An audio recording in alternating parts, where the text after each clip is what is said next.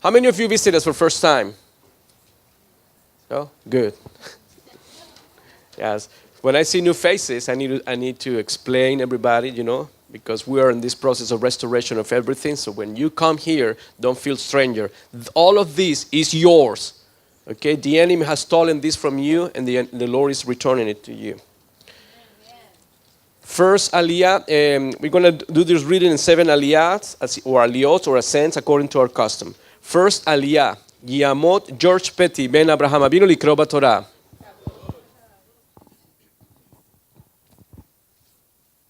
Shabbat Shalom.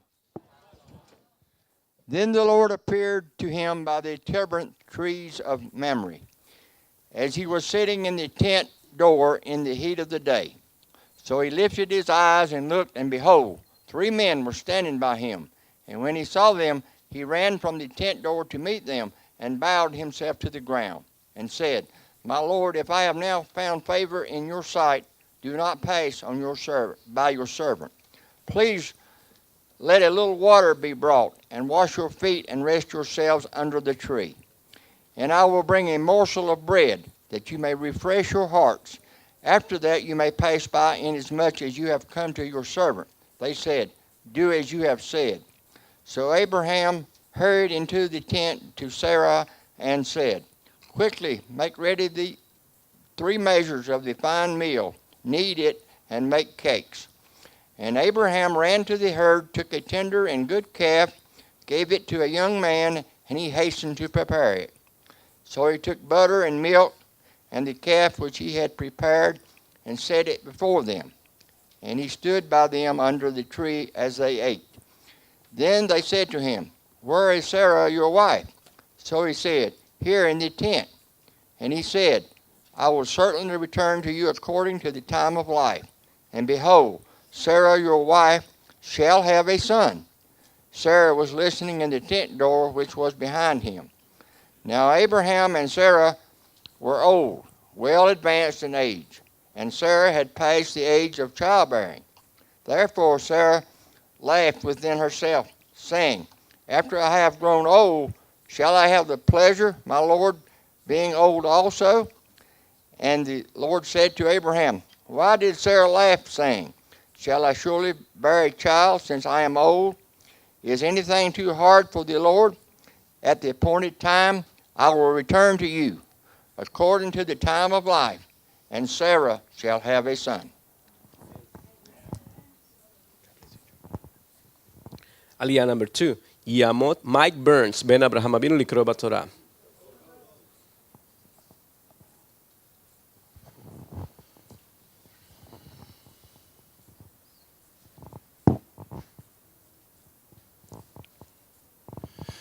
But Sarah denied it, saying, I did not laugh, for she was afraid. And he said, No, but you did laugh. Then the men rose from there and looked toward Sodom, and Abraham went with them to send them on their way. And the Lord said, Shall I hide from Abraham what I am doing? Since Abraham shall surely become a great and mighty nation, and all the nations of the earth shall be blessed in him.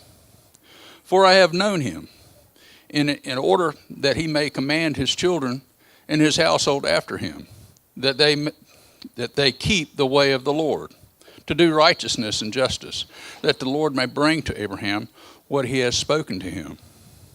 And the Lord said, Because the outcry against Sodom and Gomorrah is great, and because their sin is very grave, I will go down now and see whether they have done altogether according to the outcry against it that has come to me, and if not, I will know. Then the men turned away from there and went toward Sodom. But Abraham still stood before the Lord. And Abraham came near and said, Would you also destroy the righteous with the wicked? Suppose there were 50 righteous within the city. Would you also destroy the place and not spare it for the 50 righteous that were in it? Far be it from you to do such a thing as this, to slay the righteous with the wicked, so that the righteous should be as the wicked. Far be it from you. Shall not the judge of all the earth do right? So the Lord said, If I find in Sodom 50 righteous within the city, then I will spare all the place for their sakes. Then Abraham answered and said, Indeed, now I, whom am but dust and ashes, have taken it upon myself to speak to the Lord. Suppose there were 5 less than 50 righteous. Would you destroy all the city for lack of 5? So he said, If I find there 45, I will not destroy it. And he spoke to him yet again and said, Suppose there should be 40 found there. So he said, I will not do it for the sake of 40. Then he answered, Let not the Lord be angry. I will speak. Suppose 30 should be found there. So he said, I will not do it if I find 30 there. And he said, Indeed, now I have taken it upon myself to speak to the Lord.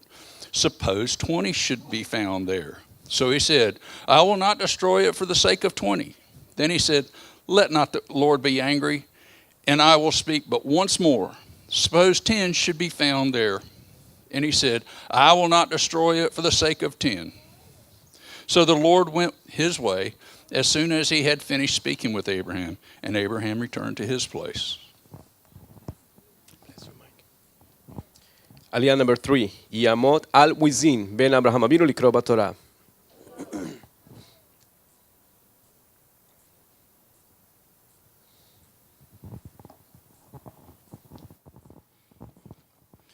Now the 2 angels came to Sodom in the evening, and Lot was sitting in the gate of Sodom.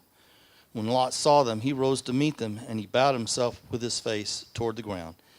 And he said, Hear now, my lords, please turn into your servant's house and spend the night and wash your feet, that you may rise early and go on your way. And they said, No, but we will spend the night in the open square.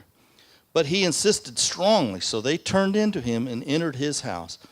Then he made them a feast and baked unleavened bread, and they ate.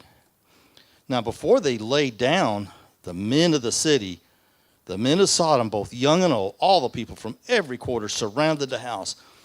And they called to Lot and said to him, Where are the men that came to you tonight? Bring them out that we may know them carnally. So Lot went out to them through the doorway, shut the door behind him, and said, Please, my brethren, do not do so wickedly. See now, I have 2 daughters who have not known a man. Please, let me bring them out to you, and you may do to them as you wish. Only do nothing to this man, since this is the reason they have come under the shadow of my roof. And they said, Stand back. And then they said, This one can just stay here, and he keeps acting as a judge. Now we'll deal worse with you than with them. So they pressed hard against the man Lot and came near to break down the door. But the men reached out to their hands and pulled Lot into the house with them and shut the door. And they struck the men who were at the doorway of the house with blindness, both small and great, so that they became weary trying to find the door. Then the men said to Lot, Have you anyone else here, son-in-law, your sons, your daughters, and whoever you have in the city? Take them out of this place, for we will destroy this place, because the outcry against them has grown so great before the face of Adonai, and Adonai has sent us to destroy it. So Lot went out and spoke to his sons-in-law who had married his daughters and said, Get up, get out of this place, for Adonai will destroy this city. But to his sons-in-law he seemed to be joking. When the morning dawned, the angels urged Lot to hurry, saying, Arise, take your wife and your 2 daughters who are here, lest you be consumed in the punishment of the city. And while he lingered, the men took hold of his hand, his wife's hand, and the hands of his 2 daughters, and Adonai being merciful to him, and they brought him out and set him outside the city. So it came to pass when they had brought him outside that he said, Escape for your life. Do not look behind you, nor stay anywhere in the plain. Escape to the mountains, lest you be destroyed. Then Lot said to them, Please know, my lords, indeed now your servant has found favor in your sight, and you have increased your mercy, which you have shown me by saving my life. But I cannot escape to the mountains, lest some evil overtake me and I die. See now, this city is near enough to flee to, and it is a little one. Please let me escape. Is it not a little one? And my soul shall live.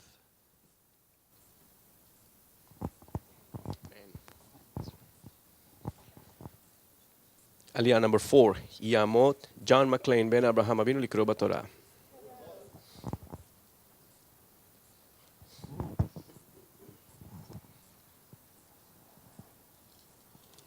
And he said to him, See, I have favored you concerning this thing also, in that I will not overthrow this city for which you have spoken. Hurry, escape, for I can do nothing until you arrive there. Therefore the name of the city was called Zoar. The sun had risen upon the earth when Lot entered Zoar. Then Adonai rained brimstone and fire on Sodom and Gomorrah from Adonai out of the heavens. And he overthrew those cities, all the plain, all the inhabitants of the cities, and what grew on the ground. But his wife looked back behind him, and she became a pillar of salt. And Abraham went early in the morning to the place where he had stood before Adonai. Then he looked toward Sodom and Gomorrah, and toward all the land of the plain. And he saw, and behold, the smoke of the land, which went up like the smoke of a furnace. And it came to pass, when God destroyed the cities of the plain, that God remembered Abraham, and sent Lot out of the midst of the overthrow, when he overthrew the cities in which Lot had dwelt. Then Lot went up out of Zoar, and dwelt in the mountains, and his 2 daughters were with him. For he was afraid to dwell in Zoar, and he and his 2 daughters dwelt in a cave. Now the firstborn said to the younger, Our father is old, there is no man on earth to come in to us, as is the custom of all the earth. Come, let us make our father drink wine, and we will lie with him, that we may preserve the lineage of our father. So they made their father drink wine that night, and the firstborn went in and lay with her father, and he did not know when she lay down or when she arose. It happened the next day that the firstborn said to the younger, Indeed, I lay with my father last night. Let us make him drink wine tonight also, and you go in and lie with him, that we may preserve the lineage of our father.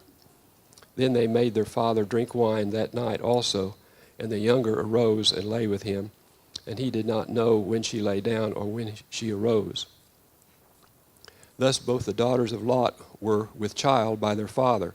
The firstborn bore a son and called his name Moab. He is the father of the Moabites to this day. And the younger she also bore a son and called his name Ben-Ami. He is the father of the people of Ammon today. And Abraham journeyed from there to the south, and dwelt between Kadesh and Shur, and stayed in Gerar. Now Abraham said of Sarah, his wife, She is my sister. And Abimelech, king of Gerar, sent and took Sarah. But God came to Abimelech in a dream by night, and said to him, Indeed, you are a dead man, because of the woman whom you have taken, for she is a man's wife. But Abimelech had not come near her. And he said, Lord, will you slay a righteous nation also? Did he not say to me, She is my sister? And she herself said, He is my brother. In the integrity of my heart and the innocence of my hands I have done this. And God said to him in a dream, Yes, I know that you did this in the integrity of your heart, for I also withheld you from sinning against me. Therefore I did not let you touch her. Now therefore restore this man's wife, for he is a prophet, and he will pray for you, and you shall live. And if you do not restore her, know that you surely shall die, you and all you who are yours. So Abimelech rose early in the morning, called all his servants, and told all these things in their hearing, and the men were very much afraid. And Abimelech called Abraham and said to him, What have you done to us? How have I offended you, that you have brought on me and on my kingdom a great sin? You have done deeds to me that ought not to be done. Then Abimelech said to Abraham, What did you have in view that you have done this thing? And Abraham said, Because I thought, surely the fear of God is not in this place, and they will kill me on account of my wife. But indeed she is truly my sister. She is the daughter of my father, but not the daughter of my mother, and she became my wife. And it came to pass, when God caused me to wander from my father's house, that I said to her, This is your kindness that you should do for me. In every place, wherever we go, say of me, he is my brother. Then Abimelech took sheep, oxen, and male and female servants and gave them to Abraham, and he restored Sarah, to his wife, to him. And Abimelech said, see, my land is before you. Dwell where it pleases you. Then to Sarah he said, behold, I have given your brother 1,000 pieces of silver. Indeed, this vindicates you before all who are with you and before everybody. Thus she was rebuked. So Abraham prayed to God, and God healed Abimelech, his wife, and his female servants. Then they bore children. For Adonai had closed up all the wombs of the house of Abimelech because of Sarah, Abraham's wife. And Adonai visited Sarah as he had said, and Adonai did for Sarah as he had spoken. For Sarah conceived and bore Abraham a son in his old age, at the set time of which God had spoken to him. And Abraham called the name of his son, who was born to him, whom Sarah bore to him, Isaac. Then Abraham circumcised his son Isaac when he was 8 days old, as God had commanded him.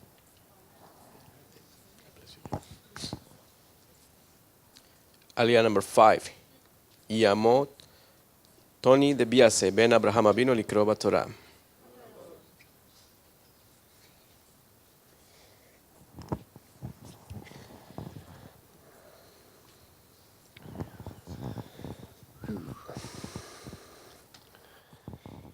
Now Abraham was 100 years old when his son Isaac was born to him. And Sarah said, God has made me laugh, and all who hear will laugh with me.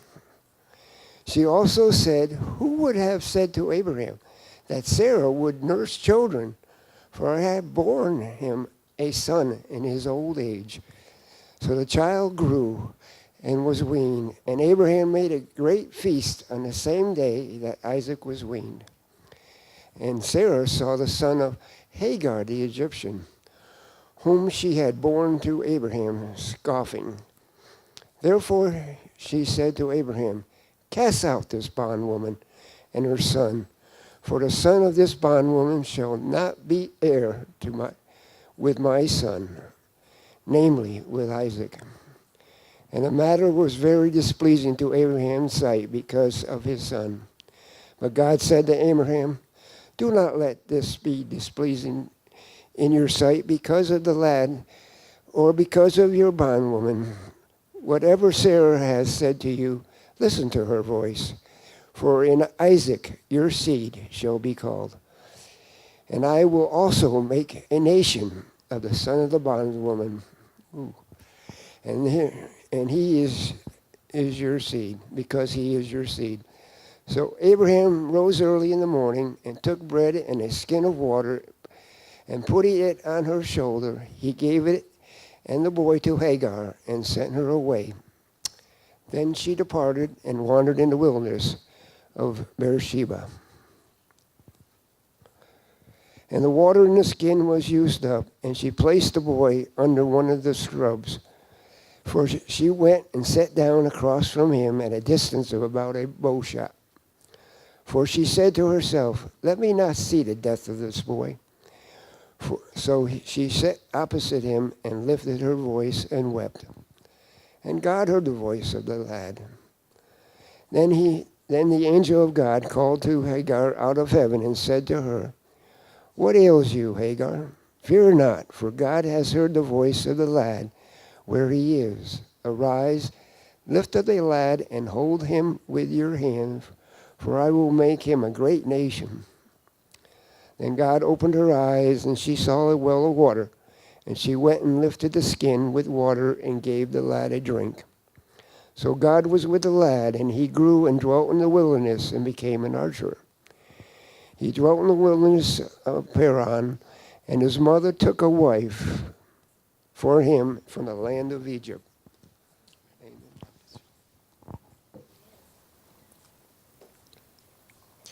Aliyah number 6. Y amó Chris Lemon, ben Abraham Avinu לקרוא בתורה.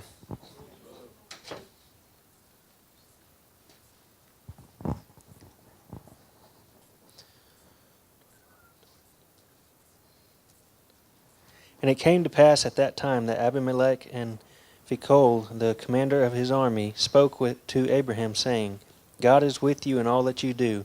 Now therefore swear to me by God that you will not deal falsely with me, with my offspring, or with my posterity, but that according to the kindness that I have done to you, you will do to me and to the land in which you have dwelt. And Abraham said, I will swear. Then Abraham rebuked Abimelech because of a well of water which Abimelech's servants had seized. And Abimelech said, I do not know who has done this thing. You did not tell me, nor had I heard of it until today.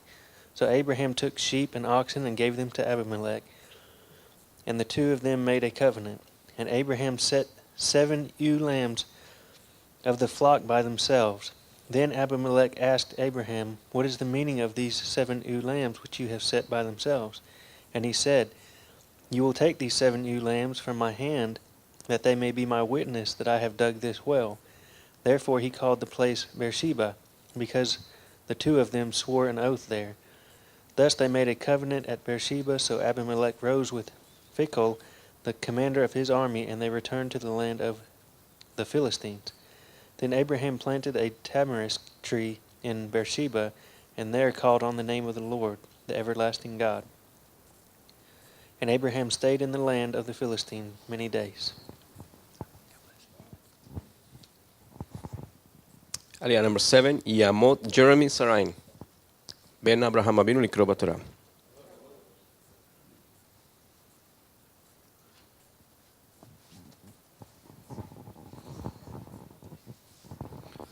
Now it came to pass after these things that God tested Abraham, and said to him, Abraham. And he said, Here I am. Then he said, Take now your son, your only son Isaac, whom you love, and go to the land of Moriah, and offer him there as a burnt offering on one of the mountains of which I shall tell you.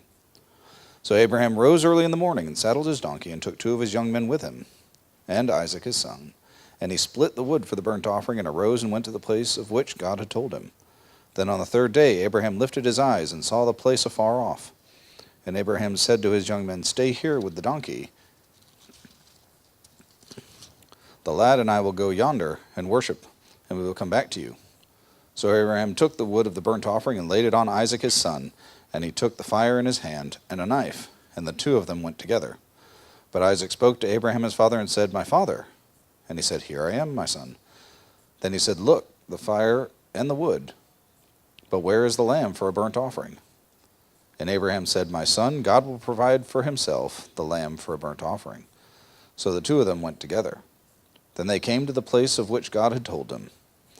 And Abraham built an altar there, and placed the wood in order, and he bound Isaac his son, and laid him on the altar upon the wood. And Abraham stretched out his hand, and took the knife to slay his son. But the angel of the Lord called to him from heaven, and said, Abraham, Abraham. So he said, Here I am. And he said, Do not lay your hand on the lad, or do anything to him. For now I know that you fear God, since you have not withheld your son, your only son, from me. Then Abraham lifted his eyes and looked, and there behind him was a ram caught in a thicket by its horns. So Abraham went and took the ram, and offered it up for a burnt offering instead of his son. And Abraham called the name of the place, The Lord will provide, as it is said to this day, In the mount of the Lord it shall be provided. Then the angel of the Lord called to Abraham a second time out of heaven, and said, By myself I have sworn, says the Lord, because you have done this thing, and you have not withheld your son, your only son. Blessing I will bless you, and multiplying I will multiply your descendants as the stars of the heaven, and as the sand which is on the seashore. And your descendants shall possess the gates of their enemies.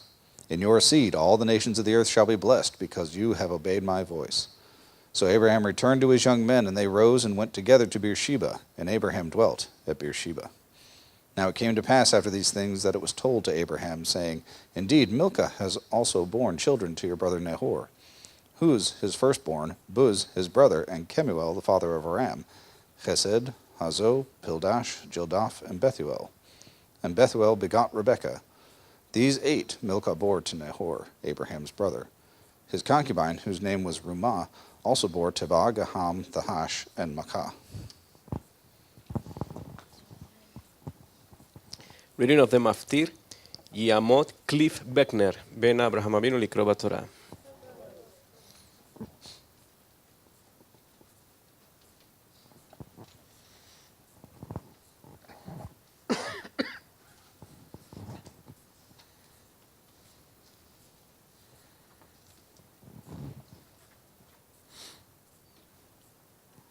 Now it came to pass after these things that it was told to Abraham, saying, Indeed, Milcah also has borne children to your brother Nahor, who was his firstborn, but was his brother, Kemuel, the father of Aram, Chesed, Hazo, Pildash, Jilaph, and Bethuel. And Bethuel begat Rebekah, and these 8 Milcah bore to Nahor, Abraham's brother. His concubine, whose name was Reumah, also bore Tebah, Gaham, Tahash, and Maachah.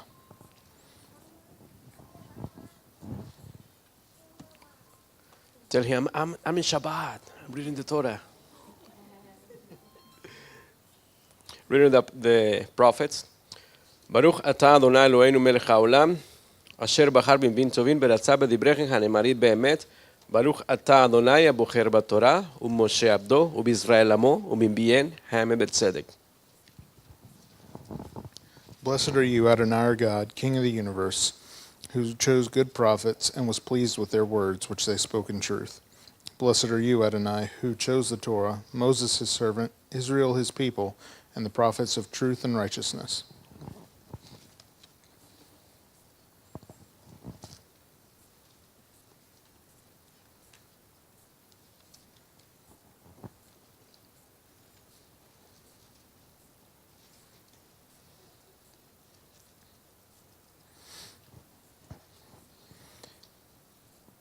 A certain woman of the wives of the sons of the prophets cried out to Elisha, saying, Your servant, my husband, is dead, and you know that your servant feared the Lord, and the creditor is coming to take my 2 sons to be his slaves. So Elisha said to her, What shall I do for you? Tell me, what do you have in the house?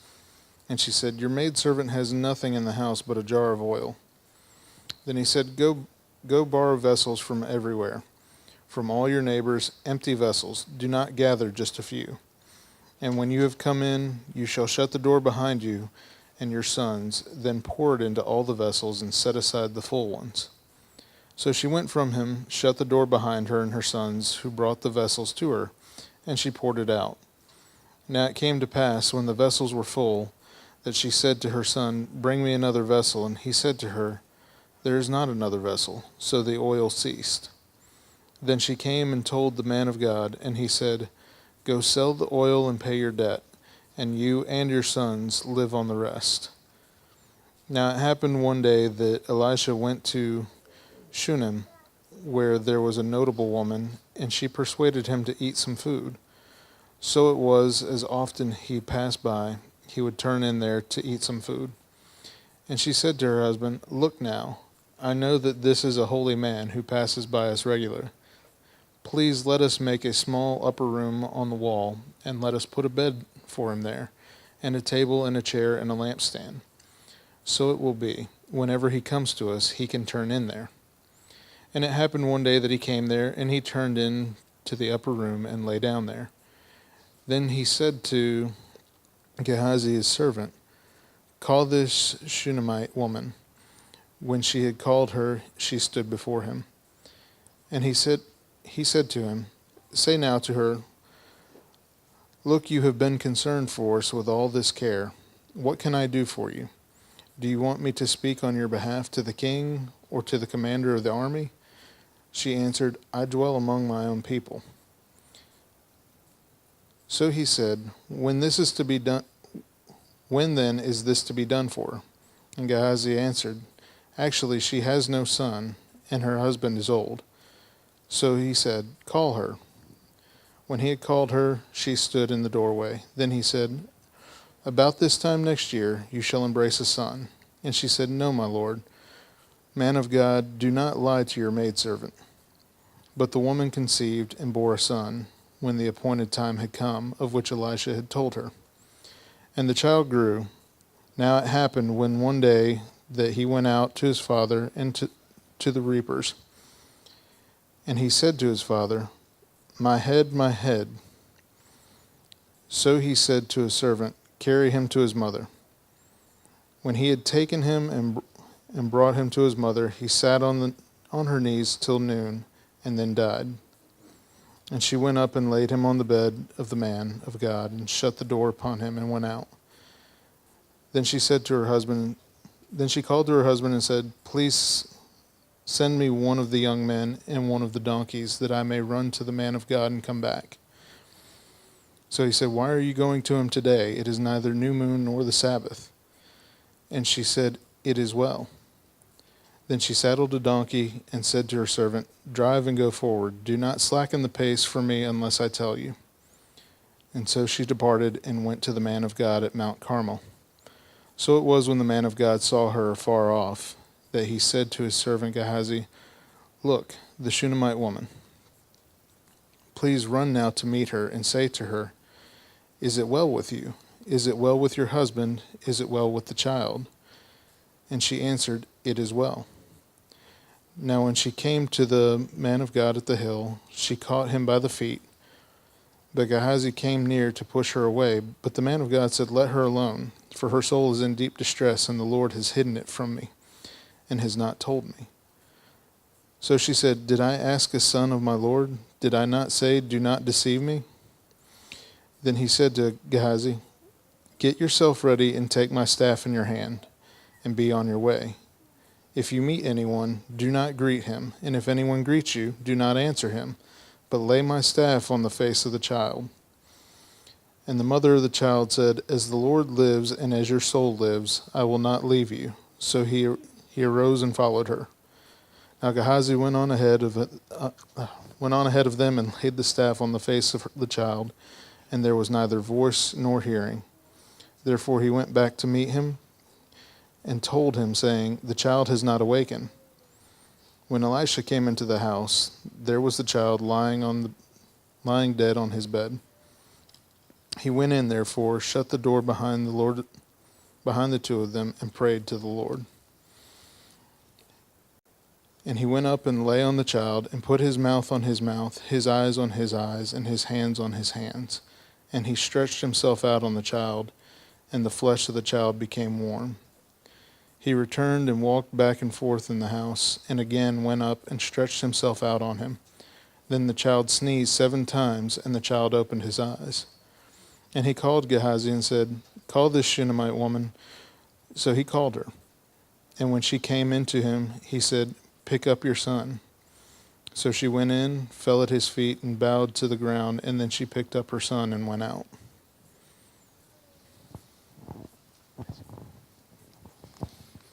Reading of the Apostolic Scriptures. Yamot Adi Calderon, Batzara Imenu Likro Babrita Dasha.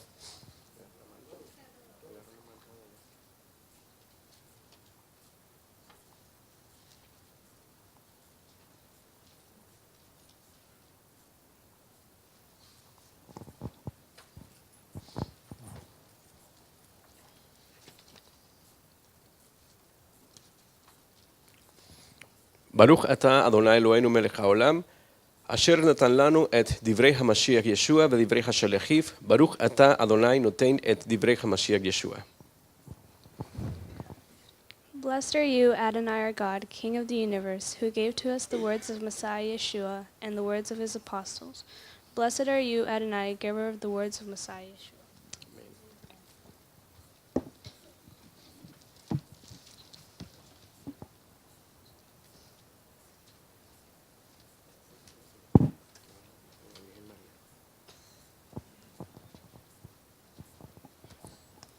That which was from the beginning, which we have heard, which we have seen with our eyes, which we have looked upon, and our hands have handled, concerning the word of life. The life was manifested, and we have seen, and bear witness, and declare to you that eternal life which was with the Father and was manifested to us. That which we have seen and heard we declare to you, that you also may have fellowship with us, and truly our fellowship is with the Father and with his Son Jesus Christ. And these things we write to you, that your joy may be full. This is the message which we have heard from him and declare to you, that God is light, and in him is no darkness at all. If we say that we have fellowship with him and walk in darkness, we lie and do not practice the truth. But if we walk in the light as he is in the light, we have fellowship with one another, and the blood of Yeshua, his Son, cleanses us from all sin. If we say that we have no sin, we deceive ourselves, and the truth is not in us. If we confess our sins, he is faithful and just to forgive us our sins and to cleanse us from all unrighteousness. If we say that we have not sinned, we make him a liar, and his word is not in us. My little children, these things I write to you, so that you may not sin, and if anyone sins, we have an advocate with the Father, Jesus, the righteous. And he himself is the propitiation for our sins, and not for ours only, but also for the whole world. Now by this we know that we know him, if we keep his commandments. He who says, I know him, and does not keep his commandments, is a liar, and the truth is not in him. But whoever keeps his word, truly, the love of God is perfected in him. By this we know that we are in him. He who says he abides in him ought himself also to walk just as he walked. Brethren, I write no new commandment to you, but an old commandment which you have from the beginning. The old commandment is the word which you heard from the beginning. Amen. Amen. Please stand. Oh, wow. The Parashah reading for this week is entitled Vayera, which means, and he appeared. The story of Abraham has many important themes. They're all interwoven through the whole narrative. For example, his story teaches us the great theme of redemption and imputed righteousness. Abraham believed God, it was imputed unto him for righteousness. Powerful. Which he walked out through his entire life. His story teaches us a great theme of faith and walking out your life in faith. His life teaches us the many tests through which we go through in this life of walking out our salvation in faith. For God does test us. And then, the binding of Isaac. Oh, what a beautiful story. Very prophetic of one who was to come and was bound on the executioner's stake. His life teaches us how to intercede and to walk with God. And so each year we bring out different lessons. Different lessons that we could apply to ourselves from this parashah. Now there is, however, another theme that we normally don't think about when we read through this life of this great pioneer of the faith. That theme seems rather dull and rather boring. But I want to introduce that theme that we'll be concentrating on this morning. It is the theme, are you ready? Of sin. The first introduction to Sodom, which was part of the land of the Canaanites, is in Genesis 13:13. And the men of Sodom were what? Evil and sinners before Adonai. Exceedingly so. Ezekiel 16 gives us some greater insight. It gives a description of Sodom from where we get the term Sodomites. Behold, this was the iniquity of your sister Sodom. pride, fullness of bread, abundance of idleness was in her and her daughters. Also, she did not strengthen the hand of the poor and needy. Also, they were proud, haughty, and did abomination before my face. And so I turned them away as I saw fit. You see, the full mention of this process is found in Romans chapter 1. God turned them away. That is, God gave them over to, first of all, impurity. They did not respond. Then it says God gave them over to dishonorable passions. And again, the natural tendency of mankind is not to respond. And finally, God gave them over to a reprobate mind.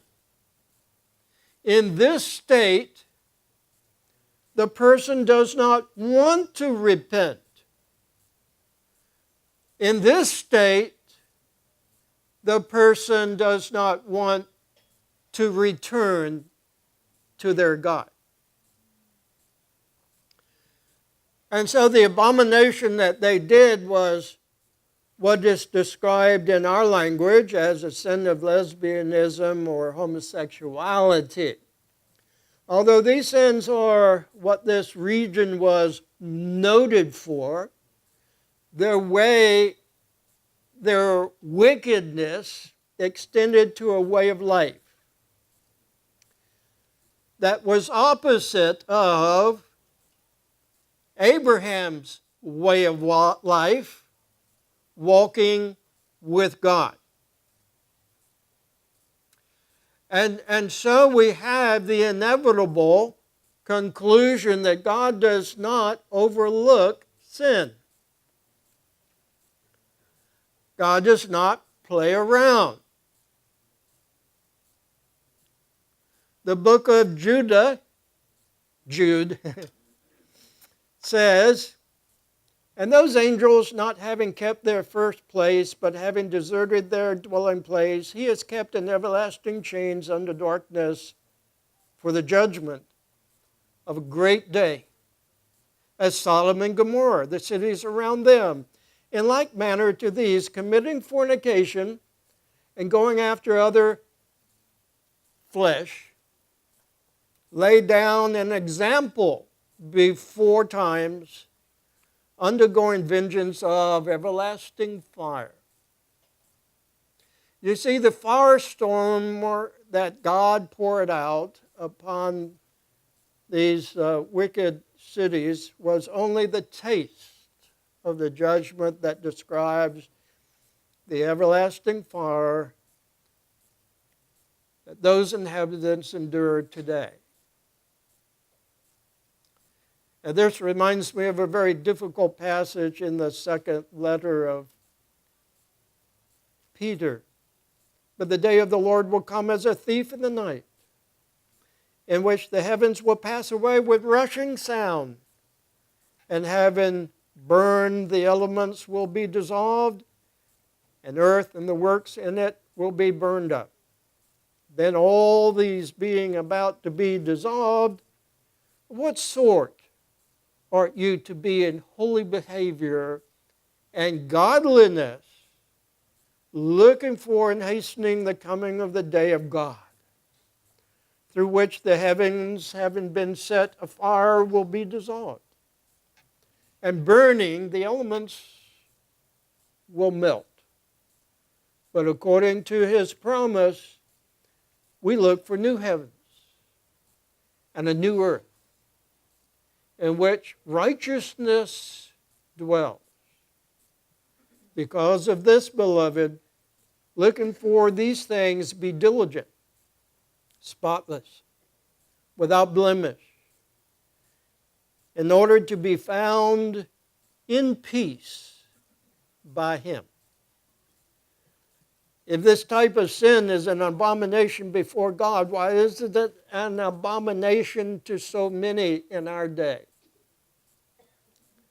It's important to always have the mind of our Messiah. If he looks down upon a certain activity that you are doing, then why don't we see the same thing he sees? I think that if we truly put God first in our lives, perhaps a lot of these activities will be seen as they are to him. Put God first. I'd like for each one of us to take that to prayer and even meditate upon that. What does it mean? Put God first in your life. Perhaps you could list the ways in which you are putting God first in your life today. As we sang the song this morning, seek Him. I am seeing that this is really an issue in the lives of many people. But this isn't so much the issue that caught my attention this week. What caught my attention was Genesis 19 and 13. For we will destroy this place because great is the cry of them before the face of Adonai. And Adonai has sent us to destroy the place. That comes out of Genesis 18, 20 and 21. It says, and Adonai said, because the cry of Sodom and Gomorrah is great, and because their sin is very grievous, I'll go down now and see whether they will have done altogether according to the cry of it, which has come up to me. And if not, I'll know it. Not that Adonai needed to go down to find out what was going on down there, but because he brought Adam's intercession into the dynamic. And he sought for the second witness, the witness of the angels. This is not the outcry from the victim, but this is the sodomite sin crying out for justice before the face of Adonai. It is so much like Genesis 4:9. And Adonai said to Cain, where is your brother Abel? And he said, I don't know. Am I my brother's keeper? And he said, what have you done? The voice of your brother's blood cries to me from the ground. You see, Abel's blood cried out for punishment. It cried out for justice. It's profound to realize that the sins of our nation are crying out to God for His intervention and for His justice. And as God called Abraham to intercede for Lot and his family, so He calls us to intercede, does He not, for our nation? Abraham did not call down fire did not call down the fire and the brimstone, but he did intercede in behalf of the righteous ones living in those cities. It's all in the will of God as He unfolds His divine response to the cry of sin. I believe that it is God's will for us to cry out for the righteous ones in our country, for their protection and for their safety. I believe that it is God's will for us to cry out to Him for the cry of those unborn.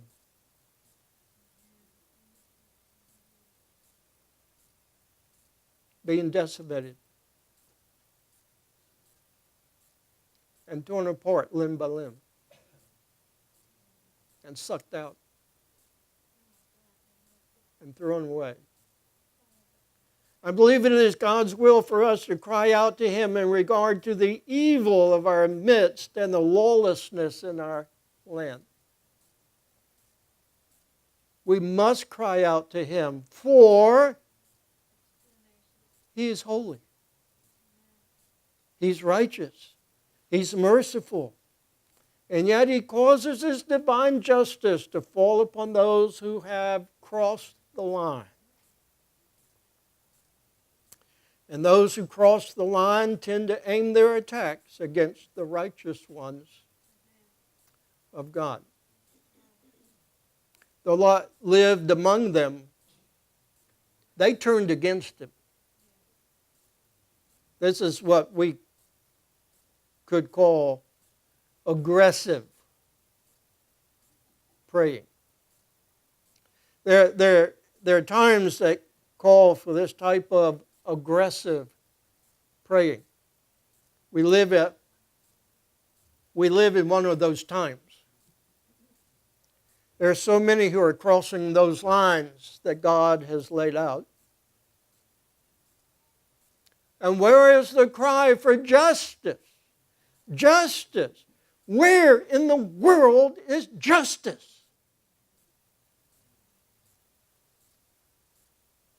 The cry of injustice.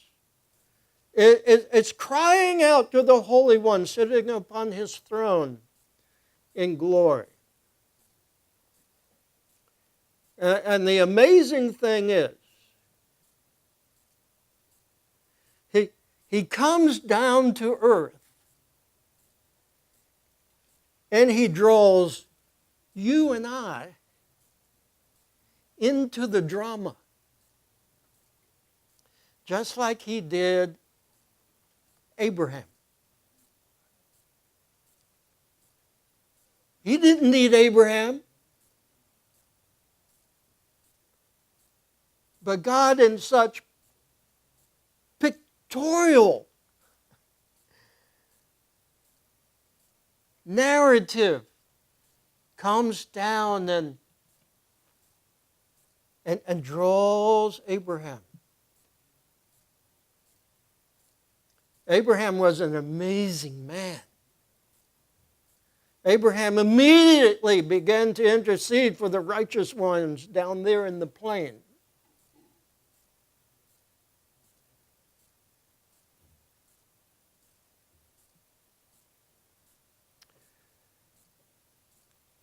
In addition to this cry of sin, there's a second aspect of sin that I think we need to understand. And I'll begin it with this question: upon what are you setting your heart? Where is your heart set? And what do your choices reflect? Genesis 19:15, and when the dawn rose up, then the angels heard Lot saying, "Rise up, take your wife and your 2 daughters who are here, lest you be consumed in the iniquity of the city." And Lot lingered. I wouldn't be lingering a minute. I'd be out running those angels, guarantee you. The angel laid hold upon his hand and upon the hand of his wife and upon the hand of his 2 daughters, Adonai being merciful to him.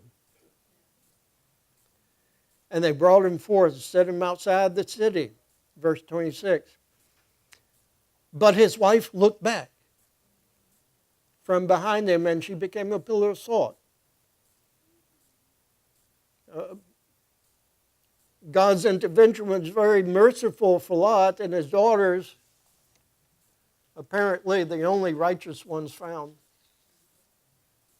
in all of the cities of the plain. But Lot lingered when he should have been long gone. His wife was affected by the corruption of the people in which they lived. His daughters were also affected by the culture in which they lived. And Lot lost all that he had. He had the choice of where to move. He was known. He was wealthy. He sat in the gate of the city. He was betrayed by his neighbors with whom he lived. He in some way longed for the things of the world and lost all that he had. You see what happens when your eyes are on the wrong thing. He lingered, and his wife looked back. He sinned. He sinned for setting his heart on the world, even though the world vexed his righteous heart for many years. But in the end, God takes care of the righteous, even as they're in the midst of an ungodly society. It's like 1 Corinthians chapter 1.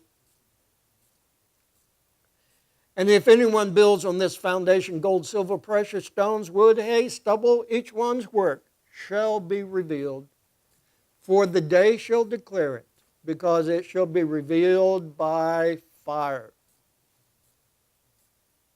And the fire shall try each one's work as to what kind it is.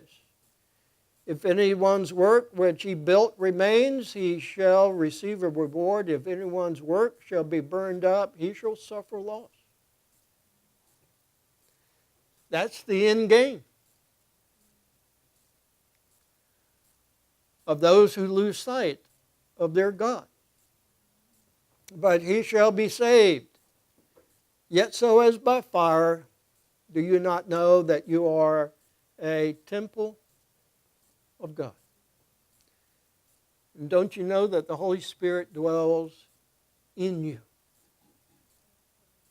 If anyone defiles the temple of God, God shall destroy him. In all my years, I don't quite understand the full scope of that. But that's okay. One day I will. For the temple, for explanation, the temple of God is holy, which you are. He doesn't say you're becoming. He says, I declare you holy. You're a saint. You're holy. Let no one deceive himself. So much depends upon the choices that we make. But it all depends upon where we set our heart. To long after the things of this world is a sin of the heart. And we must not be deceived as Lot was deceived. We're little sanctuaries of God's light in the midst of a cruel and I guarantee you, unjust world. Choices are important. And your choices may seem so good. And I still go back to setting God first in our lives. Our lives need adjusting from time to time. Once we set our hearts on our first love, everything else seems to fall in place. Or at least we're able to see more clearly. And if we need to change some things, it is from Him that we receive the strength to make those adjustments in our lives. Seek the Lord with all your heart. Seek after Him. Put Him first in your life. God will take care of the rest. And there's a third aspect of sin that we see in this beautiful story of Abraham. It's really the sin of unbelief. Early on in the life of Abraham, he was fearful of his own life because Sarah was quite beautiful. I can't imagine even the beauty of Sarah. In Genesis 20, Abraham moved from there toward the south country and lived between Kadesh and Shur and stayed in Gerar. And Abraham said to Sarah, his wife, "She's my sister." And Abimelech, the king of Gerar, sent and took Sarah, and this resulted in quite an ordeal for Abraham. His testimony was diminished. It required the direct intervention of God in that situation. God received the glory, where Abraham and Sarah received the rebuke. The sin of unbelief can cause a lot of complications in your life. Hebrews 11 says, "But without faith, it's impossible to please God. For he who comes to God must believe that He is, and that He is a rewarder of those who diligently seek Him." Do you believe that? That lies at the very core of what it is to live by faith. Believing God exists.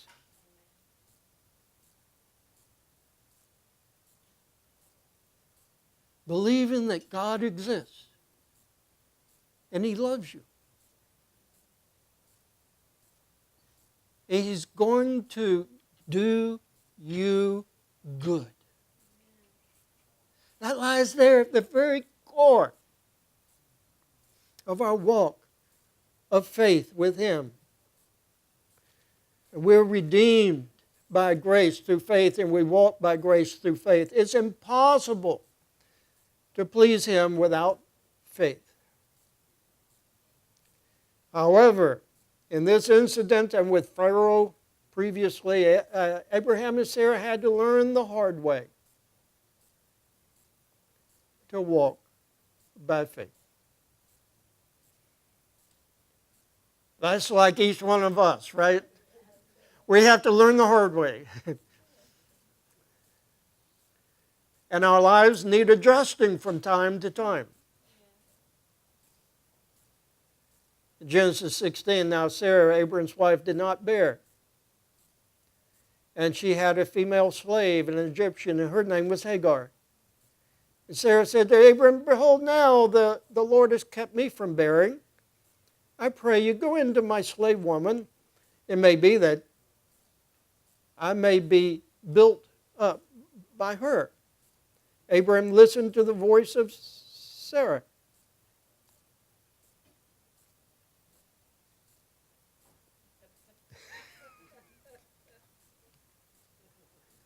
Okay.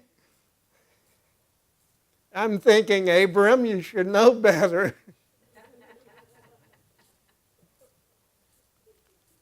Well, the son's name is what? Ishmael. And it was prophesied in Genesis 16, behold, you are with child and shall bear a son, and you shall call his name Ishmael, because Adonai has listened to your affliction, and he shall be a wild donkey. See, God is just. He listens to her affliction. The way she was treated. And he shall be a wild donkey of a man, his hand against all, and the hand of everyone against him, and he shall live before all his brothers. Verse 20, and as to Ishmael, I've heard you. Behold, I have blessed him, will make him fruitful and multiply him exceedingly. He shall father 12 chiefs. I'll make him a great nation. And what a thorn in the flesh it's been for Israel right up to this very day. Unbelief. However, by the grace of God, Abraham and Sarah learned the hard way, and the shortcoming of unbelief was turned into faith. For it says in Romans 4, for he who beyond hope believed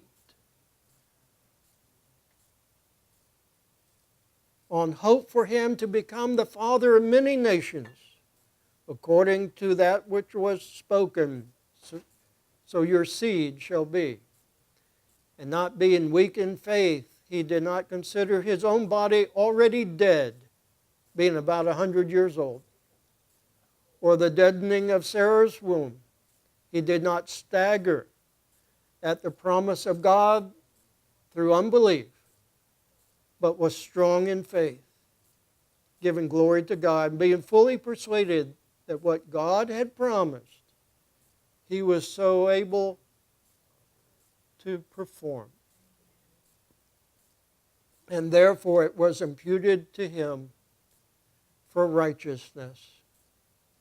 Now it wasn't written for him alone that it was imputed unto him, but for us also, to whom it is to be imputed, to the ones believing on him who has raised up Yeshua our Lord from the dead, who was delivered because of our offenses and was raised for our justification.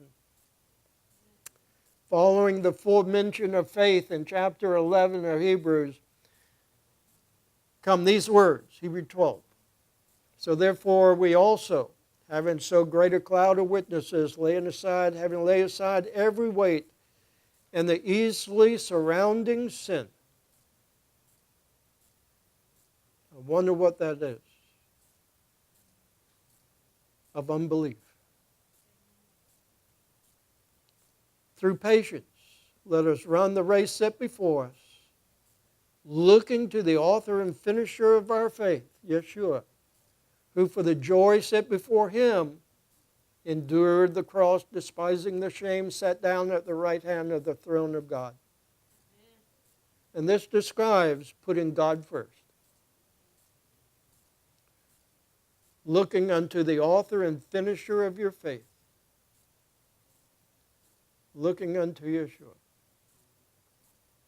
And that's where your heart needs to be centered upon him who died for you and rose again from the dead for you.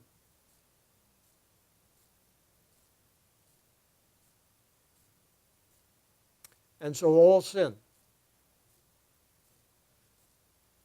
the very notable sins, even the sin of unbelief, violates his righteousness.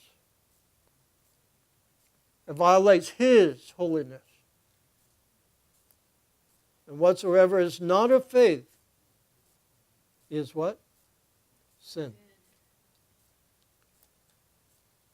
And so it cries out from the earth for His justice. And believe me, it will come. And so should we, avoiding sin at every turn, walk before Him in the purity of our hearts,